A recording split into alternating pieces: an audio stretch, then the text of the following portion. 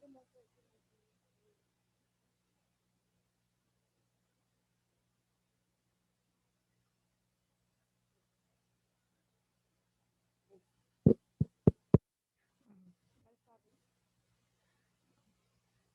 morning, teachers. Today my topic is evidences for adjuvant chemoradiation in oral cancer, moderated by Elizabeth ma'am and Cecil sir. Sir, thanks for joining. We will move on to the topic. So we will go through how this concept of adjuvant chemotherapy started, adjuvant chemo radiation, concept of chemo added to radiation, which was the standard of care post surgery in head and neck cancers. And moving on to what are the indications of adjuvant chemo radiation, and looking into the trials which supported adjuvant chemo radiation and their limitations and future perspectives. So when we say adjuvant chemoradiation, we know we are actually dealing with one particular subset, that is the locally advanced oral cancer.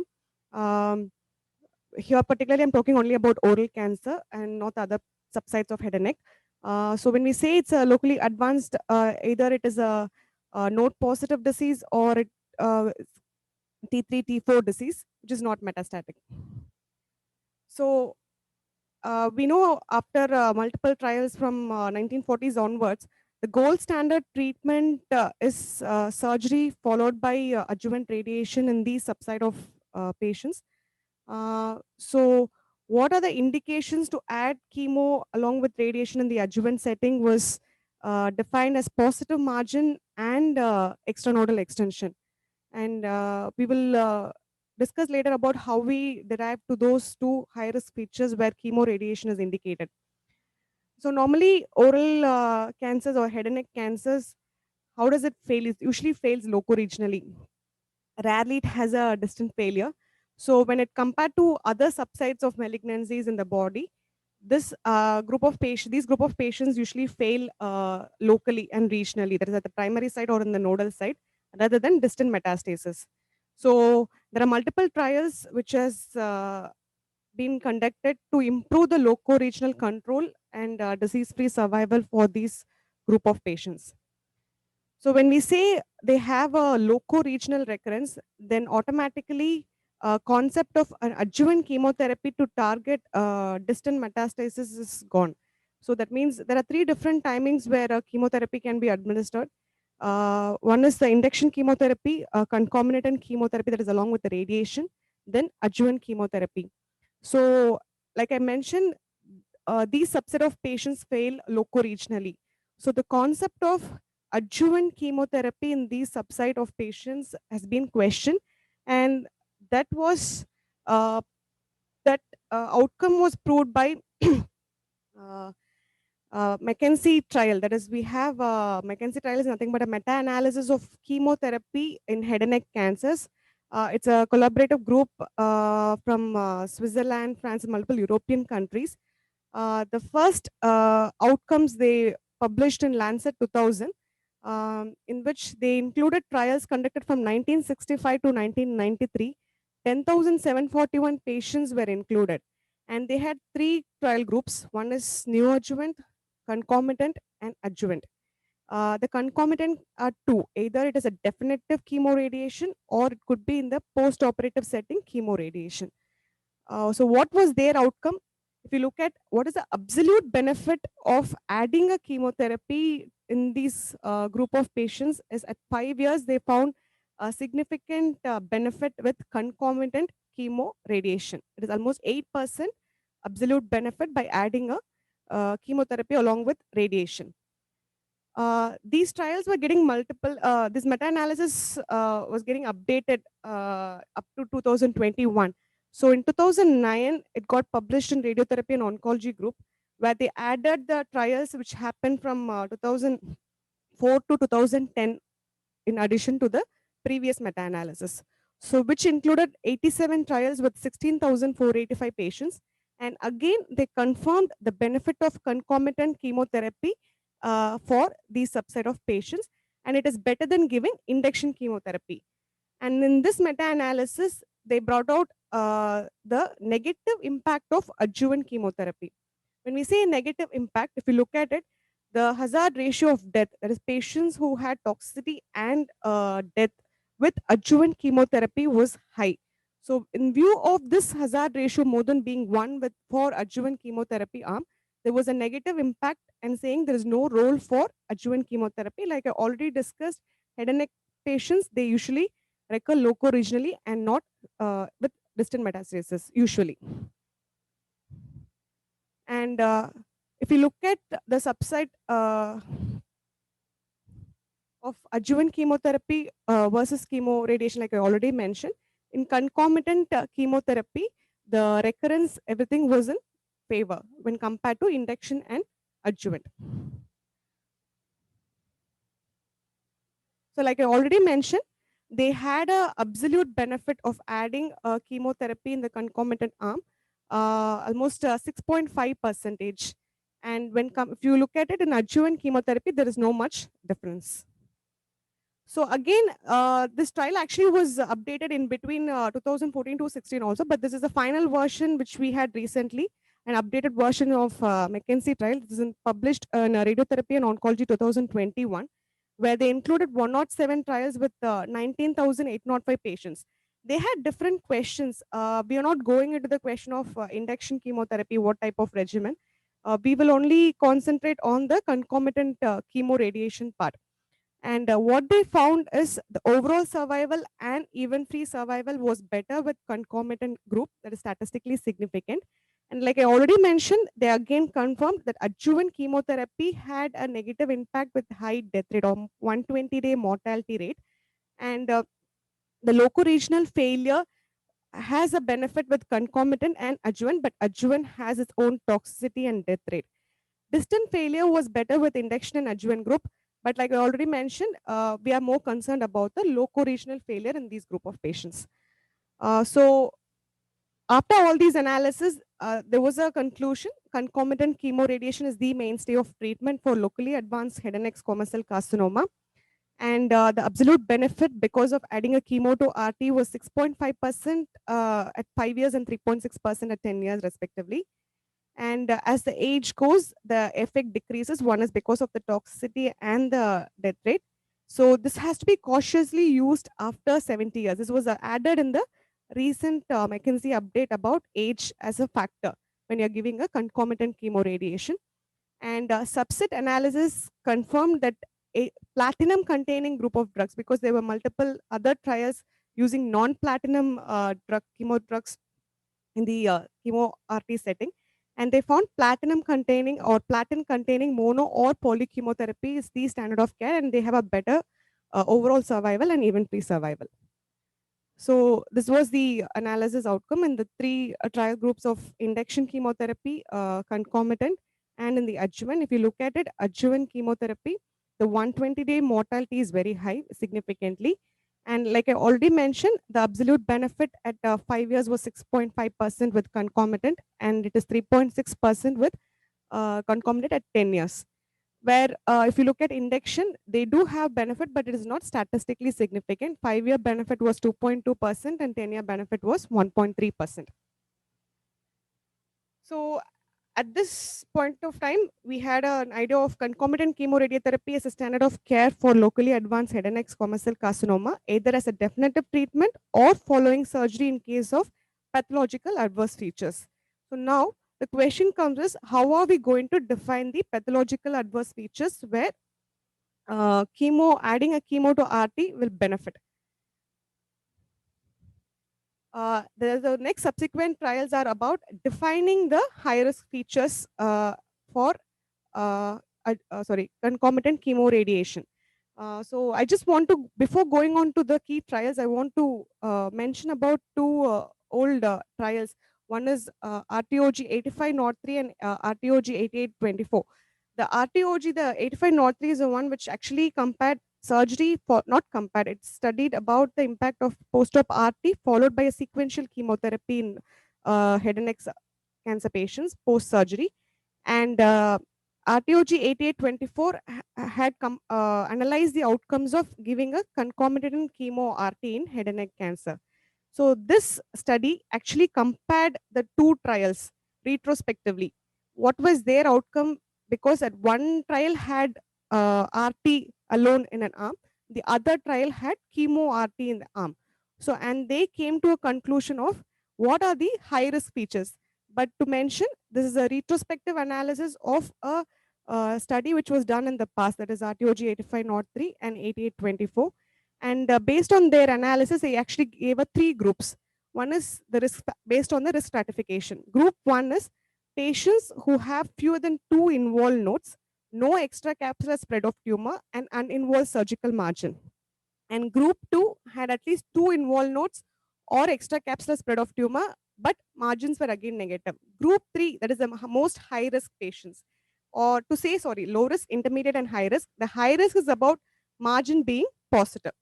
Um, RTOG 8503 actually included even close margin, where RTOG 8824 had only a positive margin. So when they categorized into three groups, they studied their outcomes as three different groups. One is the low risk, intermediate risk, and high risk. So in the low risk group, if you look at the survival, that is the median survival, uh, and in the low risk group, it is 5.6 years. And in the intermediate risk, that is where you have extracapsular node involvement with two node positivity and surgical margin negative. In that group, it was 2.6.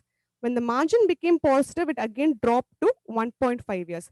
So we look at based on these high risk features, definitely the survival is coming down. So then they saw based on these groups, what was the recurrence pattern with only receiving radiation. If you look at the arms which receiving radiation, you see in group 3, definitely the recurrence is still high. It is more than 50%.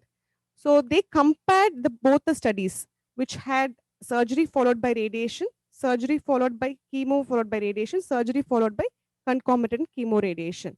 So in the high risk group, they found at 3 years follow up, the recurrence rate has dropped to 20%. That is what was mentioned as more than 50%, has dropped to 20% by adding a concomitant chemo group. But since it's being a retrospective comparison of two studies, it didn't have a high value or a level of evidence to make a change in the treatment plan. So moving on to the two key trials which had impact on the treatment change was European Organization for Research and Treatment of Cancer trial, EORTC 22931 and RTOG 9501. The interesting point about these two are they were simultaneously conducted on either side of Atlantic and got published in the same time in 2004 in New England Journal of Medicine. So we will move on to EORTC 22931. So the trial hypothesis is adjuvant chemotherapy and radiation therapy improves progression-free survival, overall survival, and good loco-regional control when compared to radiation therapy alone in patients with locally advanced head and neck cancer. Uh, the trial was designed to detect at least an absolute increase in progression-free survival of 15% from that is 40 to 55% in 3 years. So they had 334 patients with 167 in each arm. All the subsites were included: oral cavity, oropharynx, hypopharynx, and larynx. Mainly node positive and T3, T4 positive, like I already mentioned, locally advanced cancers. And unfavorable findings, what they have documented and included in their study are extranodal spread, because the previous editions of TNM staging, the AGCC, did not have extranodal extension as a part of the TNM staging.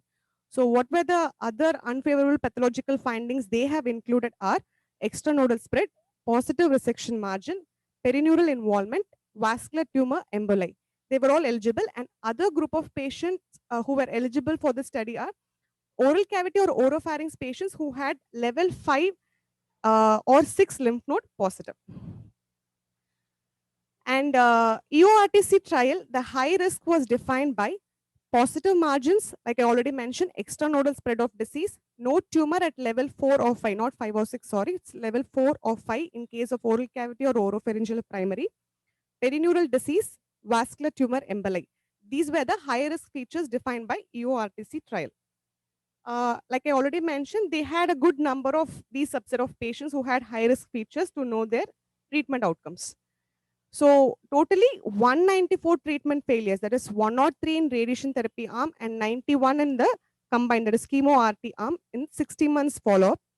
And their median duration of progression-free survival was 23 months in the radiation therapy and 55 months in the combined therapy. There has been a significant improvement with respect to progression-free survival.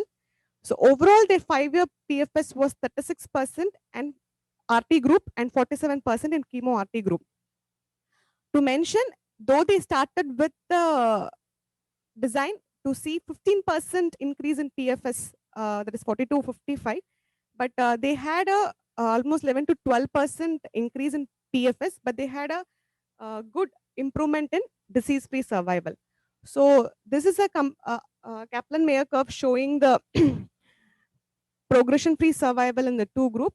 Like I mentioned, in the 5 years, the difference was more, and as it go down to 10 years, the difference is not very, it's significant, but not really high. That is almost, it comes from 6 to 3.6%, which I already mentioned. Then, if you look at overall survival also, there was a significant difference between the two group, where overall survival at 5 years was 40% for radiotherapy group and 53% in the combined group, chemo RT group. Loco-regional recurrence, if you look at the 5-year cumulative incidence of local or regional relapse was 31% in the radiation group and 18% in combined therapy group. So far the outcomes, if you see, progression-free survival, overall survival, and loco-regional recurrence all had a significant benefit by adding a chemo RT in all the high-risk group as mentioned by EORTC 22931. So obviously, when we have an extra intervention added, we are worried about the complications. The acute toxicity was definitely significant by adding a chemo into the radiation group, but the late toxicity, they didn't have much significant difference. And they didn't have any significant differences in the distant metastasis incidence. So to summarize, EORTC 22931, the progression-free survival was significant. The 3-year disease-free survival was significant, like I mentioned. Though they started the 15% benefit in PFS, but they could conclude saying in disease-free survival, they had 15% better than chemo RT group and compared to radiation therapy group alone. Overall survival also was significant. Loco-regional recurrence is also better with adding chemotherapy. And toxicity, acute toxicity, definitely it is higher in chemo radiation group when compared to radiation group. So, like I mentioned, there was across the Atlantic, there were two groups doing the similar hypothesis studies, which got simultaneously published, interestingly, same time in the journal 2004. So the next group which compared these two arms was RTOG 9501, and they came up with their publication in 2004. They included patients from 1995 to 2000. Totally 416 patients were included, 210 patients in radiation therapy group and 206 in combined therapy group. They were randomized. So what was their design is to detect 15% increase in rate of local and regional control. So what were the high risk features defined by RTOG group? 2 or more lymph nodes involvement, extracapsular spread of disease, and microscopically involved margins. Like I already mentioned in the history, we have two RTOG trials where they have included these risk factors. So from that trials, they have only included these 3 risk factors will benefit from giving a chemo RT. So 2 or more lymph nodes, extracapsular spread of disease, and microscopically involved margins. So what was their outcome? RTOG 9501, we look at the local and regional recurrence. 104 local or regional recurrences happen, in which 64 happened in radiation therapy, that is 30%, and 40 happened in combined treatment group, 19%. So there is a definitely a statistical significance between the two events happening in two different modalities of treatment. So that point towards adding chemotherapy is better, adding chemotherapy to radiation is better in controlling loco-regional disease. And with respect to disease-free survival also, they had a significant difference. Overall, the estimated 2-year local rate of local and regional control was 72% in radiation therapy and 82% in combined therapy. Almost 10% they found the difference. Though they started the trial saying 15% they'll be able to detect a difference between the two group. I'm just stressing on the fact of how the trial was initially started is because to know adding this modality of treatment, and we have to outweigh the risk versus benefit and choose the high risk patients. But in contrary to EORTC trial, RTOG trial did not show any difference in overall survival. So, what was the critics' point of view? Why they were not able to show an overall survival was one is the chemotherapy plan, that is cisplatin 3 weekly regimen was same in both groups, but the radiation therapy uh, in EORTC 95% received the 66 gray, where only less than 10% received 66 in RTOG trial. So that was one other difference. And the second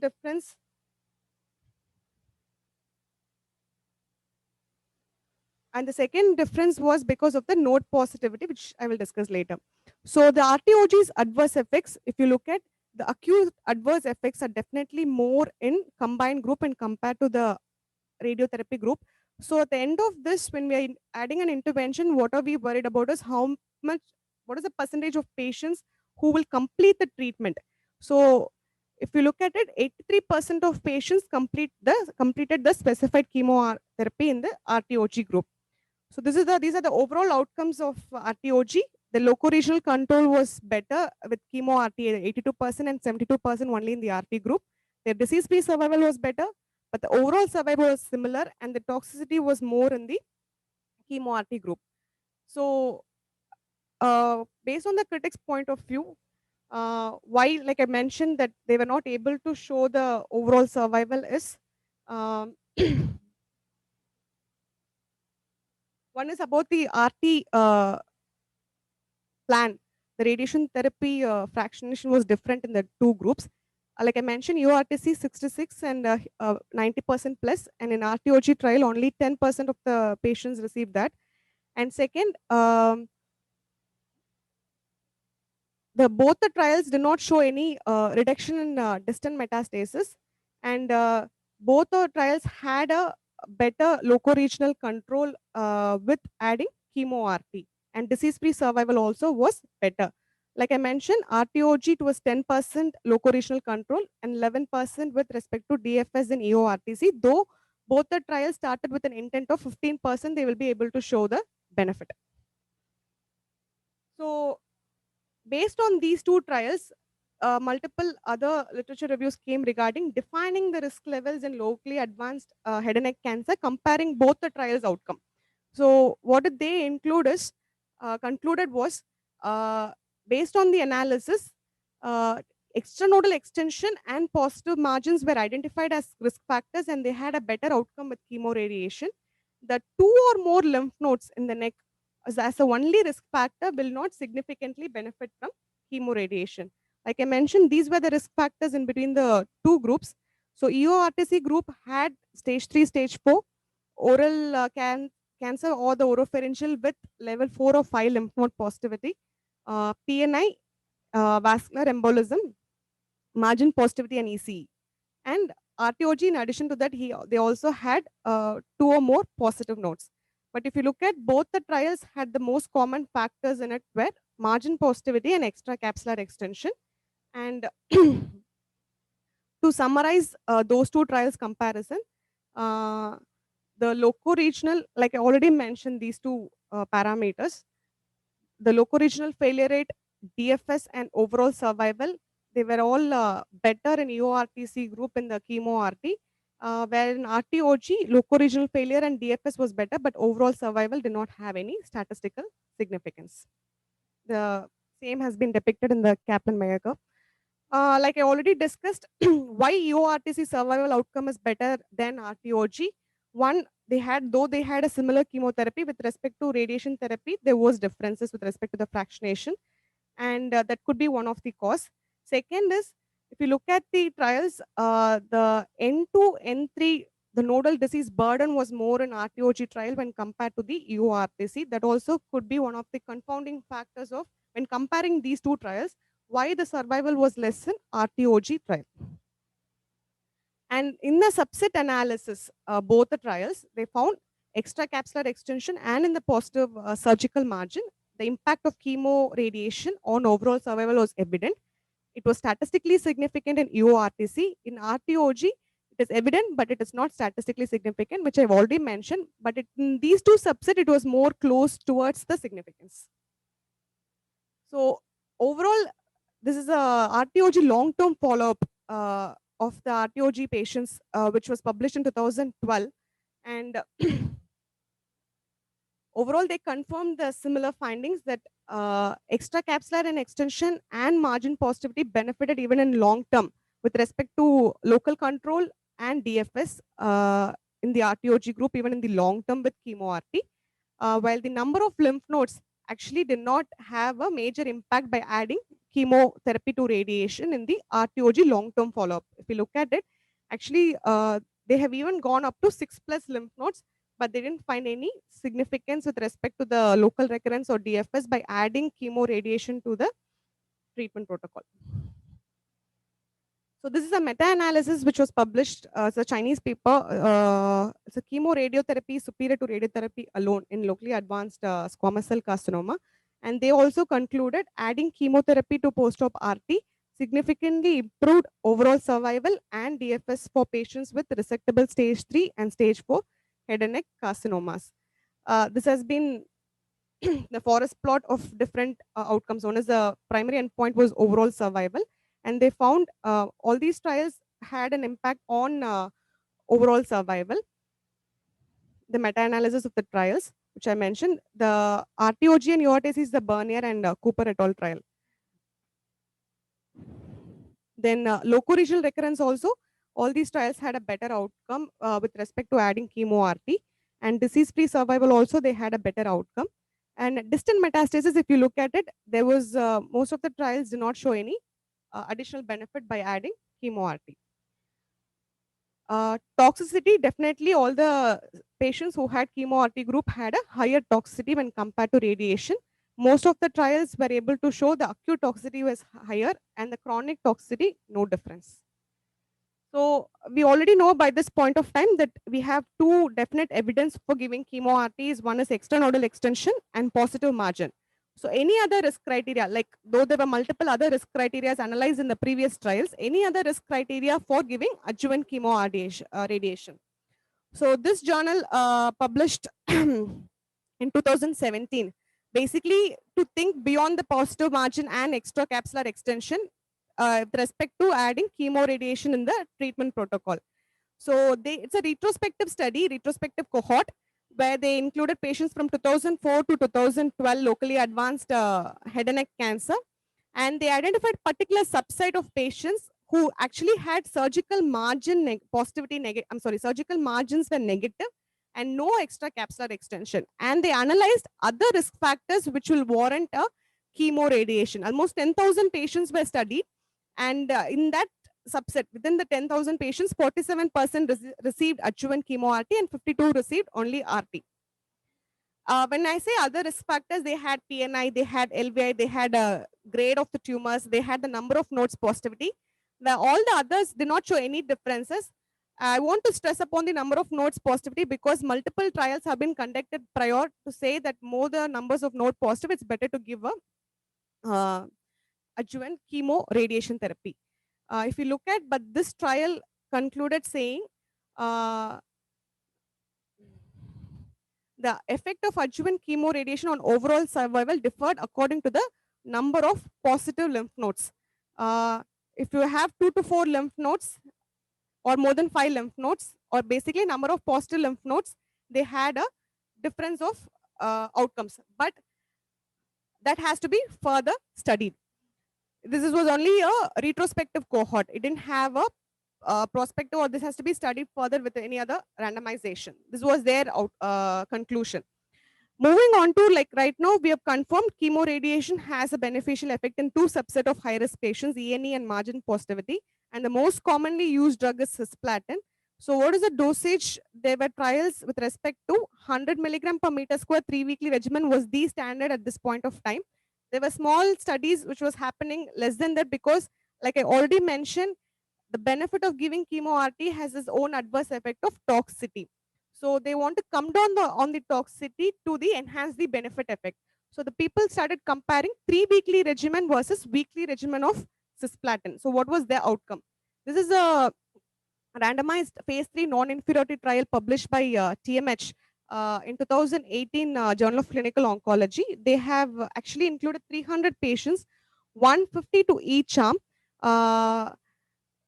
Almost 93% completed the chemoradiation in the adjuvant setting. And if you look at it, their acute toxicity grade 3 in weekly regimen is less when compared to 3-weekly regimen. So moving on to the trial per se, just few things. One is, if you look at, they have actually screened 892 patients, but they have included only 300 patients. It is not because all were poor performance status and dropped out. What have they have given the explanation is, one is some patients already received chemo, some patients already received RT in the past. So they have almost excluded a majority of the patients whom was initially as part of the trial screening. Then 300 patients were randomly assigned to weekly regimen and 3-weekly regimen. Like I already mentioned, 94% in high dose arm, that is 100 mg per meter square, standard chemo cisplatin so far, completed the treatment, and 88.97% completed in the weekly regimen. Their overall, their inclusion group had majority of the subset was oral cavity and buccal mucosa and tongue. And they did have predominantly T3 advanced diseases, 4 disease.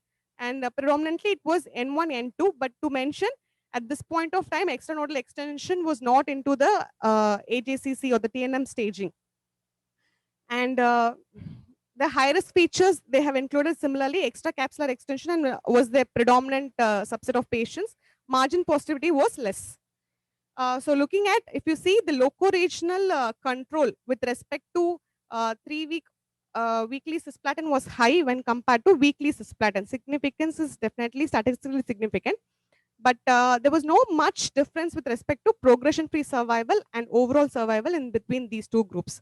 So to conclude, they've concluded saying loco-regional control is better in cisplatin 3-weekly regimen that was standard before, that is 100 mg per meter square 3-weekly regimen, and there was no difference in overall survival, but it has higher toxicity.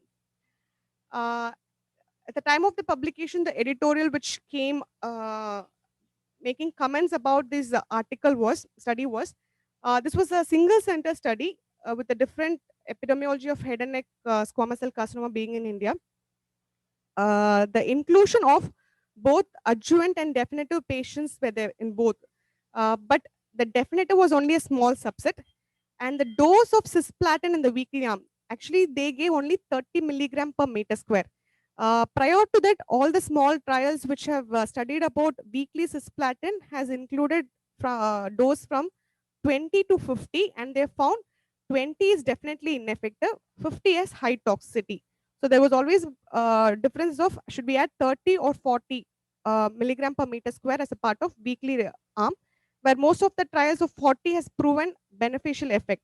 So they criticized about the dose of cisplatin in this study was less, only 30 milligram per meter square, and we don't know about the quality of RT. These were the criticism of this trial.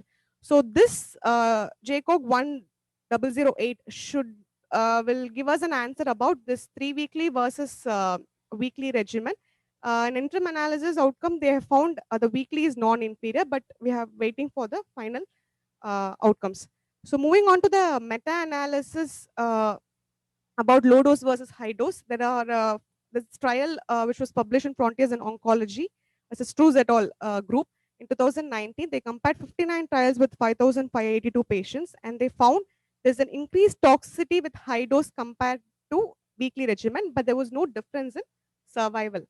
Why this?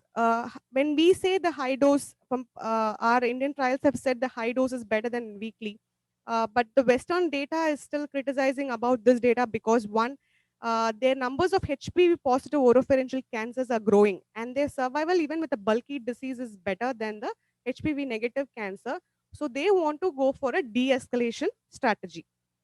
The similar thing which I have mentioned.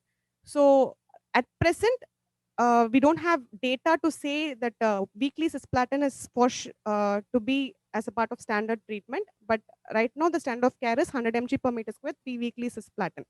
So can cisplatin be replaced with other chemotherapy like carboplatin, docetaxel, or a polytherapy regimens, combined regimens? Um, so this is another meta-analysis which compared the different treatment RCTs which published prior. If you look at it, overall adding cisplatin per se has definitely improved outcomes in local recurrence rate and DFS and overall survival. One trial which was published in 2003 has mitomycin and bleomycin as combination, but there's a very small subset they had. And there's the ARO 963, a phase 3 trial published in 2006, had a combination of cisplatin with 5FU, bit better loco-regional recurrence and DFS. The 2008 publication with respect to carboplatin did not show any differences in the loco-regional control or DFS. So carboplatin is ruled out of the picture. So at present, even the combination therapy or replacing cisplatin is still questioned. So we don't have enough data to support it. So the future perspectives, we know despite all these treatment strategies, still the 5-year overall survival is 50%. And only 60% are able to complete all 3 cycles of cisplatin when given at this high dose. So we need much more further trials to say some better efficacy drug with less toxicity in adjuvant chemo RT setting. So there comes a picture of targeted therapy and immunotherapy. That is a different topic of discussion, which I'm not moving in. And with respect to HPV positive cancers, regarding de-escalation of treatment, and since we know margin positivity is one of the major criteria to give a chemo RT, refining margin assessment. So now we have different modalities of getting introp, ultrasound, frozen to refine so that people will attain a negative margin to avoid this adjuvant chemo RT. So these are the trials for HPV de-escalation studies, which was I have mentioned. Like I already mentioned, this is a different topic of discussion. Again, these are the selected immunotherapy trials which studied about nivolumab and pembrolizumab.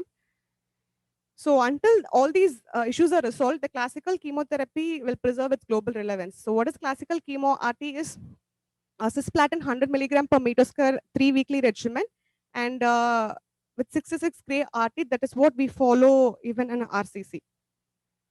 To just mention, though from 1990 we've been studying the risk factor as extranodal extension, it was never a part of TNM staging. So right now, the TNM staging, the recent AGCC 8th edition has extranodal extension, but in two different groups, that is PN2A, where there's a single node less than 3 centimeter with extranodal extension, and other subset of node positivity with extranodal extension will become PN3B. So to know the benefit of in the single node also, we don't have trials to support it. This I already mentioned regarding margin positivity because these are the two indications where we give. So when should post-operative RT or chemo RT to be started? If we delay the treatment, that will allow the repopulation of microscopic residual tumors and the efficacy of the adjuvant treatment will go down. That is a very standard explanation behind that we shouldn't delay the post-op or the adjuvant treatment. So overall, the time from surgery to completion of post-op RT had a major influences on 5-year loco-regional rate. As per the literature, when it started less than 11 weeks, the loco-regional control was 76% when compared to 38% when it was started more than 13 weeks. So preferably within 6 weeks after surgery, this has to be started. So this is just summarizing the risk stratification like I mentioned. The high-risk group where we are worried about giving post-op chemo RT is positive margin and extranodal extension. So their expected outcome of loco-regional control to achieve at least 80% in 5 years. That will be similar to a early head and neck cancer without any other risk factors with a single modality of treatment.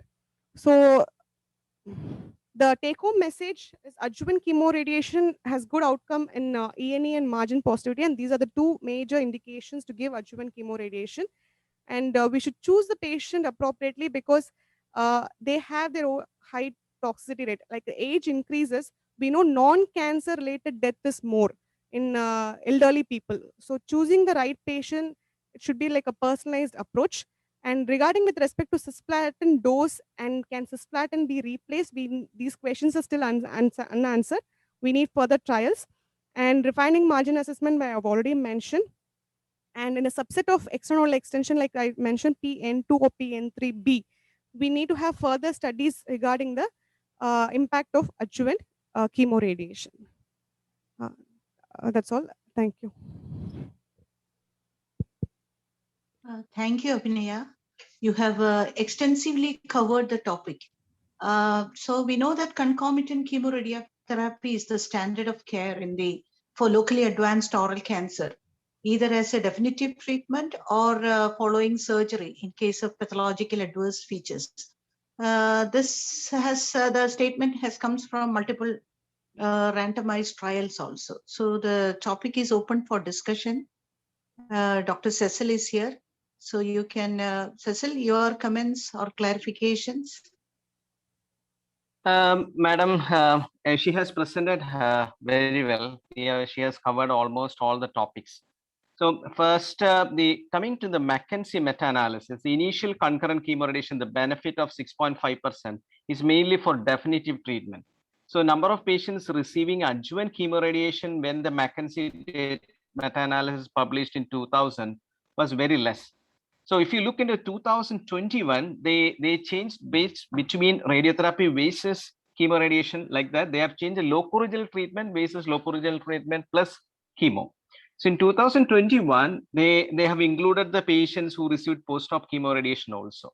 The another point she mentioned was the difference in dose in the URTC trial and the RTOG 9501. In the URTC trial, the difference was the URTC trial, they used a different schedule. They used 54 gray in 27 fraction, followed by there was a boost of 12 gray in 6 fractions for a patient who had the area where there was extracapsular extension or margin positivity. In the RTOG trial, the RTOG trial 9501, in the RTOG trial 9501, the difference was the 60 gray in 30 fraction and 6 gray boost.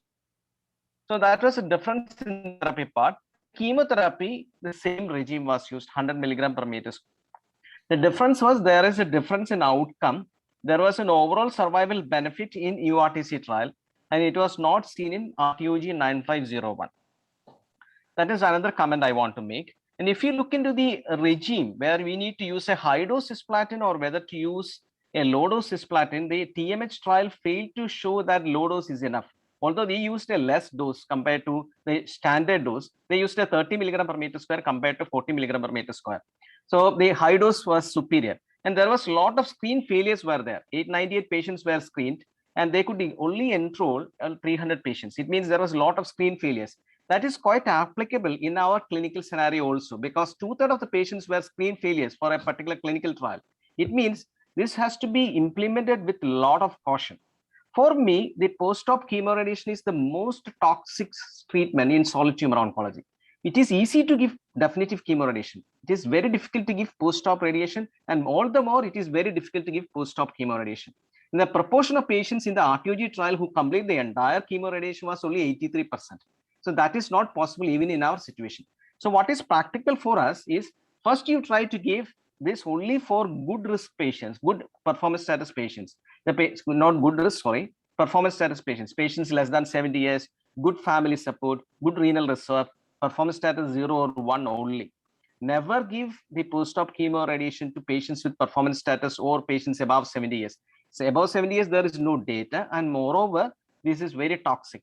So the problem is the patient will receive few fractions of radiotherapy and 1 cycle of cisplatin, and we will not be able to complete the post-operative radiotherapy, which is the backbone of the adjuvant treatment. Okay, thank you. I'm ready to take any comments. Okay, Cecil, thanks for the comments.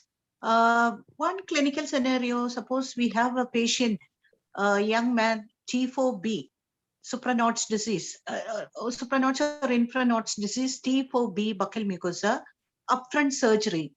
So the post-op adverse features, nothing, like margins are negative and no extranodal extension. So such a case, will you go for post-operative chemoradiation in all cases of T4B, or will you select according to any criteria? Madam, once the patient is, if the patient is undergoing upfront surgery, the whole business of post-op chemoradiation is based on the HPR. If the HPR does not show any margin positivity, then most of the time in gingivobuccal complex tumors, chance of having an extracapsular extension is very low because most of the nodes will be in 1B. So chance of having an extracapsular extension will be less compared to tongue tumors. So in that situation, there is no indication to give post-op chemoradiation based on the initial advanced stage. There is no data. Yeah, there are no data to suggest a benefit of adding chemotherapy to your post-op adjuvant radiation for such T4B diseases. At present. At present. But in our clinical situation, are you like in our clinical setting, are you practicing any sort of chemoradiation in T4B disease without any adverse features? Because most of our cases, you have come across many young patients, male patients with absolute trismus who have taken up for upfront surgery. But is there any role for an adjuvant chemotherapy? You said that there is no data to support it. Madam, most of these T4B patients with extensive masticator space patient will be receiving some form of induction chemotherapy. So in patients who are undergoing upfront surgery will be very less. And if you do an upfront surgery, and the margins are negative from your side and the extracapsular extension is not there, then based on the masticator space involvement initially, there is no, I'm not convinced to give post-op chemoradiation. So you said many of our patients are receiving induction chemotherapy. In such cases, even after no adverse features in the pathology, so you will be proceeding with a post-op chemoradiation. Only if the patient has received. There are, madam, there are certain institutions follow that. There are certain institutions follow those patients who received induction chemotherapy for an inoperable or borderline disease. After surgery, they try to give post-op chemoradiation. So although there is no clear evidence for such a clinical practice. So in that situation, if the patient had a masticator space involvement, we give induction chemotherapy. The same clinical situation madam mentioned. So in that situation, whether to give post-op chemoradiation, that has to be individualized, as Shaji sir said. So we cannot categorically say that this patient should receive post-op chemoradiation, because one of the most important thing is the patient should receive post-op radiotherapy. The post-op buccal mucosa, the volume will be very high, and the almost all of the ipsilateral oral cavity, the patient had a masticator, so we may have to go higher, and the ipsilateral neck need to be treated. So we need to analyze many factors before considering post-op chemoradiation in that situation. So I think more studies should come up taking such cases, T4B, without adverse pathological features. So you should randomize and find out evidence for that one. In that situation, sorry, sir. Sorry to interrupt, sir. Sir, please carry on, sir. Cecil, I am just asking a practical question. From our data, what percentage of patients complete the full course of chemoradiotherapy? You select only patients with good performance status. Still, what percentage of patients complete the entire course? Sir, if we look into the our practice, so how we approach is, so first question is whether we will be able to give 66 gray plus 33 fractions, 66 gray, 33 fractions plus chemo. So if you feel that the patient will not tolerate such, suppose if a patient family support is not there, although there is an extracapsular extension, there is no reliable bystander, and patient is close to 70 years and poor renal impairment is there. So patient bordering with zero performances 1 to 2, then generally we avoid chemotherapy, because if you look into the EORTC and the RTG trial, the almost grade 3 and grade 4 toxicity is very high. So then you avoid chemotherapy. Then the second goal is to give the dose of post-op radiation from 60 to 66 gray. So you try to give 60 to 66 gray. Then if once a patient deteriorates in between, then we will try to avoid the second cycle of chemotherapy, and somehow we will try to complete the post-operative radiotherapy. That's the plan. In our practice, most of the patients, I am very sorry to say that the proportion of patients who are undergoing the planned, say 3 cycles of cisplatin plus 66 grain 33 is maybe around 25 to 30%, 1/3 of the patient. So, and 1/3 will complete 2 cycles plus 66 grain 33. The maximum, the 3 cycles, the 3 cycles plus 66 grain 33 maybe around 30%, means 1/3 of the patient will complete that. So in the majority of the trials also have shown only 2 cycles plus a full dose of radiation. So we have to, we may have to tune, because post-op chemoradiation is the most hectic treatment schedule we come across in our practice. Cecil, Dr. Vipin here. Yeah, sir.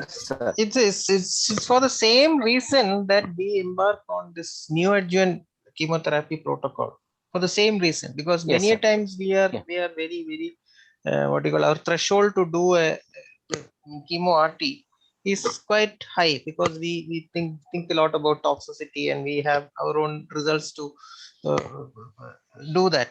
So then what about usage of chemotherapy upfront? What is the problem with that? There are the toxicity issues and all are probably circumvented when we use it in an upfront situation and go ahead with the multimodality regimen. Like still the patient gets a chemo enhanced radiation in a different way. The compliance will be much better if you. Yeah, that is the premise on which we have worked. And much in better, fact, because these discussions will keep on going like this every year. After 10 years also we'll be coming and sitting like this, unless we go and analyze our treatment failures and go analyze our results. We will not be able to come to a definite conclusion about this thing. That's my personal opinion. And another thing was that Abhinay had shown that curves, no? One of the curves, that chemo RT curves, was showing towards the end it was dipping. What was the reason? Any specific reason for that? I think whether it was RTOG. If you look into the RTOG, the updated results, the 10-year results, if you look into the various parameters, the locoregional control, the disease-free survival and overall survival, the p-value was 0.02 for the locoregional control at 10 years for margin positive and extracapsular extension. And if you look into the disease-free survival, the p-value is 0.05. It means there was only a borderline significance even for disease-free survival. And the overall survival, the p-value is 0.07. So it means that over the years, the magnitude of benefit of chemoradiation is coming down. That was the 10-year results. So yeah, in fact, in one of the curves, sir, it was dipping also. It was going below the radiotherapy curve. We can probably go back to the slides and see that. That is one of the reasons why we have to be very selective in giving post-op chemoradiation. Otherwise, we will give 1 cycle of cisplatin and 15 fractions of radiotherapy. Then that will be fine. When the patient comes for 2nd cycle of chemotherapy, the patient will have deterioration general condition, and all the patients should have a proper counseling before starting chemoradiation, because the patient should be ready to have a Ryle's tube at the right time. There should be a proper, reliable bystander take care of the oral care, the feeding, the nutrition, and the other psychological support, everything. Otherwise, this patient will not be able to complete the post-op chemoradiation. Even in trial setting, it is difficult. And there was a lot of screen failures from the TMH trial. And there was a 15% increase in grade 3 and grade 4 compared to 100 versus 30. So that is one of the, and if you look into the EORTC and the RTOG, the grade 3 and grade 4 toxicity was double, 21 versus 42. And this is, if my memory corrects, it was almost 70% in patients with RTOG. So it was a very tough game to give. And the psychological support, we have to take the family into consideration, and we have to win their confidence. A lot of things are there. Yeah. So one thing from the discussion so far we had, one of the message which I have to convey is, whenever you think of it, I think you should do it. Like giving chemo RT, and it should be a combined decision. Like you earlier, Dr. Elizabeth was mentioning about P4B disease, right? And we were Cecil was saying that unless you have a HP to histopathology to show that you have the margins are compromised, compromise you want to.